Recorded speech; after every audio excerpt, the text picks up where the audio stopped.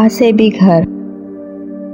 कुछ ही दिन बाद हम लोग नए घर शिफ्ट हो गए। अम्मी ने और बहनों ने मिलकर घर की सफाई की और हफ्ते भर में हम लोगों ने नया घर सेट कर लिया। जिस दिन सारी सेटिंग मुकम्मल हो गई, घर दमकने लगा। मामूली सी सामान के बावजूद घर बहुत अच्छा लग रहा था। बहनें किचन में बड़ा दिल लगाकर काम करती। मैं टब में पानी भर भर के नहाता और अम्मी सारा दिन हाथ की कैंची से घास बराबर करती। इन्हें बागवानी का बहुत ज़्यादा शौक था। घर बहुत जल्द निखर गया। हमने अभी तक न आसपास की आबादी को बगौर देखा था, न वहाँ रहने वालों के बारे में जानना चाहा था। हम सब बहुत मुतमईन और खुश थे। वो पहला वाकया था जब सबसे छोटी बहन बाथरूम में नहा रही थी। इसके जिस्म पर और मुंह पर साबुन लगा हुआ था कि पानी चला गया। इसने दरवाजे से अम्मी को आवाज़ दी। अम्मी दौड़ती हुई गई। उन्होंने कहा, कहीं से कोई वाल्व बंद हो गया होगा, वरना पानी तो हर नलके से आ रहा है। अम्मी ने इसे बाल्टी में भर कर पानी दिया। वो नहा कर निकली तो अम्मी ने बाथरूम के नलकों का जायजा लिया। जो ही नलका खोला, पानी बड़ी तेजी से आने लगा। अम्मी ने बहन को डांटा कि इसे सही तरह से नलका खोलना नहीं आया। अम्मी ने नलका बंद किया और बाहर निकलने लगी तो नलका फिर खुल गया। अम्मी बड़ी हैरान हुई कि अभी तो नलका अच्छी तरह बंद किया है। अम्मी ने वापस जाकर नलका बंद किया, मगर नलका बंद नहीं हुआ। अम्मी समझी कि नलके का वॉशर खराब हो गया। उन्होंने नीचे से वाल्व बंद कर दिया, पानी बंद हो गया। वो बाहर निकलने लगी तो शावर खुल गया और पानी की बौछार शुरू हो गई। कुछ खराबी है इस बाथरूम के नलकों में, अम्मी बड़बड़ाई। मुझे थोड़ा बहुत प्लम्बर का काम आता था। मैंने सारे नलके चेक किए, सब ठीक थे, सब में पानी आ रहा था और बंद करने पर बंद हो रहा था। हम लोगों ने मामले पर तवज्जो नहीं दी और अपने कामों में मसरूफ हो गए। 2-4 दिन बाद बाथरूम में मुंह हाथ धो रहा था कि नलका बंद हो गया। मैंने हर नलका चेक किया, न शावर से पानी आ रहा था, न टब के नलकों से। बेसिन का नलका भी बंद था। मैं ना चाह बाहर निकला और दूसरे बाथरूम में मुंह धोने चला गया। मैं नलका बंद करके बाहर निकल रहा था कि नलका खुद ब खुद खुल गया और तेजी से पानी गिरने लगा। मैं बंद करने के लिए मुड़ा तो नलका बंद था। मैं बहुत हैरान हुआ कि क्या मामला है। मैंने अम्मी को बताया तो वो बोली, खुदा जाने इस घर के नलकों में क्या चक्कर है, जिन्नात होंगे। मेरी बहन बोली, ये मजाक की बात नहीं है, मुझे शक हो रहा है कि घर में कुछ है। सुबह मैं चाय बना रही थी तो मेरी बिल्ली ऐसे फूं फूं कर रही थी जैसे इसके सामने कुछ हो। मेरी दूसरी बहन बताने लगी, अच्छा ये फजूल बातें मत करो, और अपने अब्बा के सामने तो कुछ कहना भी नहीं, वो तो बात का बतंगड़ बना देंगे। अम्मी ने बहन को घूर कर कहा। अगली सुबह मैं किचन में चाय लेने गया तो मैंने देखा कि बिल्ली किचन के दरवाजे के साथ खड़ी घुरा रही थी। इसके जिस्म का एक एक बार खड़ा हुआ था, दुम फूली हुई थी और वो अपने सामने देख देख कर इस तरह आवाजें निकाल रही थी जैसे किसी चीज से खौफजदा हो। मैंने अच्छी तरह इधर उधर देखा मगर कुछ नजर नहीं आया। बहन किचन में खड़ी सब देख रही थी। मुझे देखकर बोली, देखा भैया, बिल्ली को देखा कैसे कर रही थी, हालांकि आसपास कोई कुत्ता भी नहीं है जिसे देखकर ये ऐसे फू फू करती है, ना कोई और जानवर, मगर खुदा जाने से क्या नजर आ रहा है। बहन की इस बात में सदाकत थी। मुझे कुछ खौफ महसूस हुआ। भैया पानी भी नहीं है, वो बोली। क्या? सुबह अम्मी ने तो मशीन चलाई थी और टैंकी ओवरफ्लो हो गई थी। मैंने हैरान होकर कहा, आप खुद देख लेना।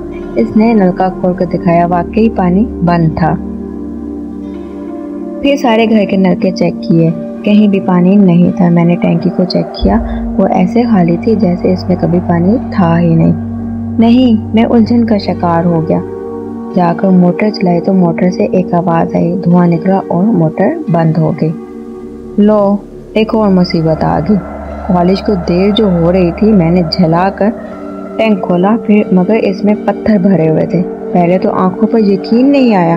भागकर अम्मी को बुलाया, उन्होंने भी तस्दीक की कि टैंक में पानी की बजाय पत्थर भरे हुए हैं। अम्मी परेशान हो गई।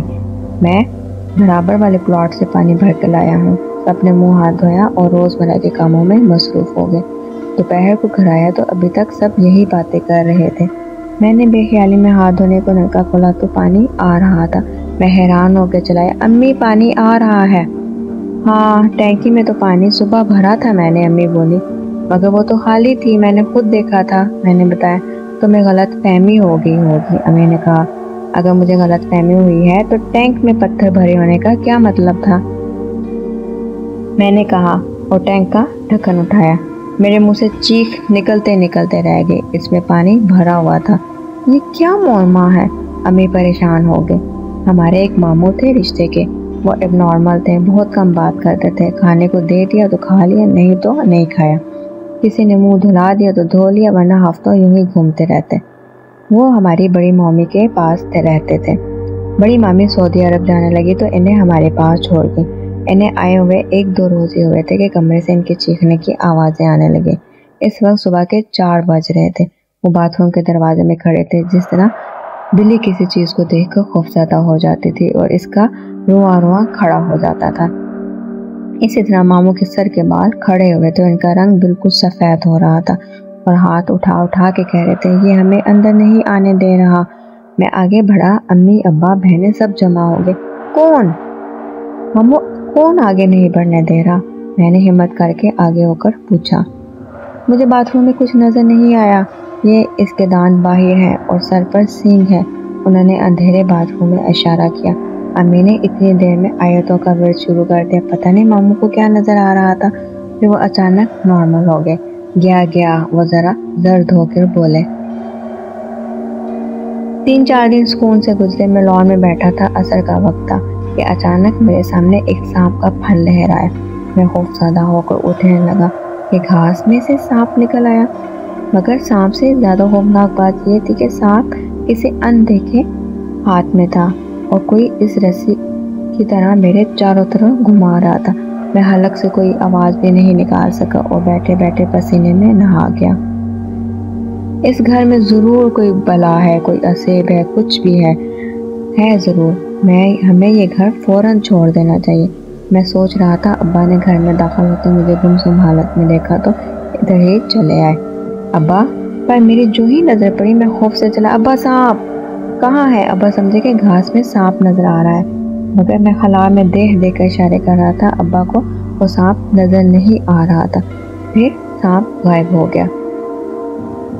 میں نے خوفزدہ آواز میں کہا، ابا یہ گھر چھوڑ دے، یہاں کچھ ہے۔ خوف سے مجھے بخار چڑھ گیا، سب میرے سرانے جمع ہو گئے۔